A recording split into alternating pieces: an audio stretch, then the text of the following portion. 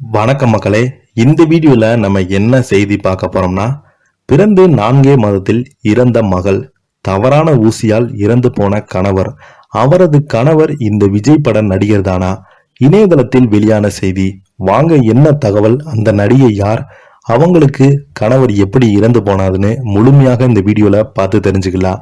அதுக்கு முன்னாடி நம்ம சேனலை ஃபர்ஸ்ட் டைம் பார்க்குறீங்கன்னா சப்ஸ்கிரைப் பண்ணாதவங்க எல்லாம் சப்ஸ்கிரைப் பண்ணிக்கோங்க. பெல் பட்டன் சிம்பிள் அமைக்கி நம்ம சேனலோட நோட்டிஃபிகேஷனை எனபிள் பண்ணிக்கோங்க. நாங்கள் போடுற வீடியோ உங்களுக்கு உடனுக்குடனே வந்து சேரும். தமிழ் சினிமாவில், தென்னிந்திய சினிமாவில் உலகில் டிஸ்கோ சாந்தியை தெரியாதவர்கள் யாருமே இருக்க மாட்டாங்க. இவரின் உண்மையான பெயர் சாந்தகுமாரி. 1985ஆம் ஆண்டு தமிழ்ல வெளிவந்த வெள்ளை மனசு என்ற திரைப்படத்தின் மூலம்தான் சினிமா உலகிற்கு அறிமுகமானாங்க. அதற்கு பிறகு பல படங்கள்ல நடித்து நடனமாடி மக்கள் மத்தியில பிரபலமானாங்க. இவங்க பெரும்பாலும் படங்களில் கவர்ச்சி பாடலுக்கு நடனமாடி இருந்தாங்க. அதோடு படங்கள்ல குணச்சித்திர வேடங்கள்ல நடித்திருக்காங்க.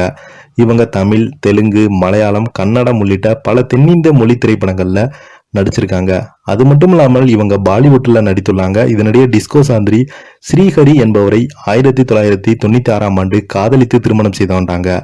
உடல் குறைவால் ஸ்ரீஹரி 2013ஆம் ஆண்டு இறந்து விட்டாங்க. இருவருமே படங்கள்ல குணச்சித்திர வேடங்கள்ல நடித்தது என்பதும் குறிப்பிடத்தக்கது. இந்த நிலையில நடிகை டிஸ்கோ சாந்தி சமீபத்தில் அளித்திருக்கும் பேட்டி தனது சினிமா பயன் முதல் கணவர் இறந்தது குறித்து சொல்லியிருக்காங்க. குடும்ப வறுமைக்காகத்தான் சினிமாவில் விருப்பம் இல்லாம நடித்து தொடங்கினாங்களாம். கதாநாயகியாக தான் சினிமாவில் நடிக்க சென்றாங்களாம். ஆனா என்னை கவர்ச்சி நடிகையாக திரையுலகம் மாற்றிவிட்டது.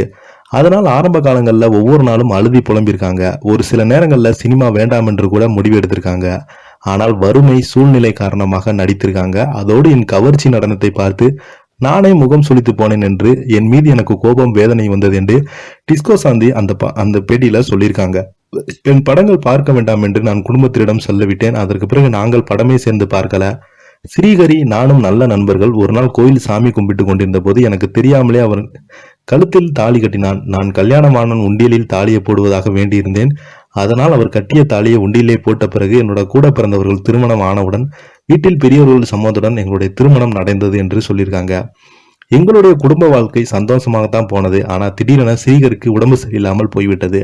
அவரை நாங்கள் தனியார் மருத்துவமனையில் அனுமதித்து சிகிச்சை அளித்து வந்தாங்க. அப்போது அவங்க உடல்நிலை தேறி நலமாக இருந்தாங்க. ஆனால் மருத்துவர்கள் அவருக்கு போட்ட ஊசினால் மூக்கு வாயெல்லாம் ரத்தம் வாந்தி எடுத்து அநியாயமா என் கணவர் உயிரிழந்தாங்க. இது குறித்து விசாரித்த போது தவறாக நடந்து விட்டது, எங்களை மன்னித்து விடுங்கள், அதற்கு தேவையான பணம் தருகிறேன் என்று மருத்துவர்கள் சொன்னாங்க. எவ்வளவு பணம் தந்தாலும் என்னுடைய கணவரை திருப்பி தர முடியுமா என்று சொல்லி மருத்துவ செலவை மட்டும் கட்டிவிட்டு என் கணவரை தூக்கி கொண்டு வந்துட்டேன். என் கணவருக்கு முன் மகள் இறந்துட்டா. அவருடைய பெயரில் கணவர் அறக்கட்டளை நடத்தி வந்தாரு. தற்போது அதைத்தான் நான் செய்து வருகிறேன். என்னுடைய மகன் தான் எனக்கு பக்கபலமாக இருக்கிறான் என்று டிஸ்கோ சாந்தினி கண்ணீர் மல்க பேட்டி கொடுத்திருக்காங்க. இதை பத்தி நீங்க என்ன நினைக்கிறீங்க? கீழே உள்ள கமெண்ட் பாக்ஸ்ல மறக்காம பதிவிடுங்க. நன்றி.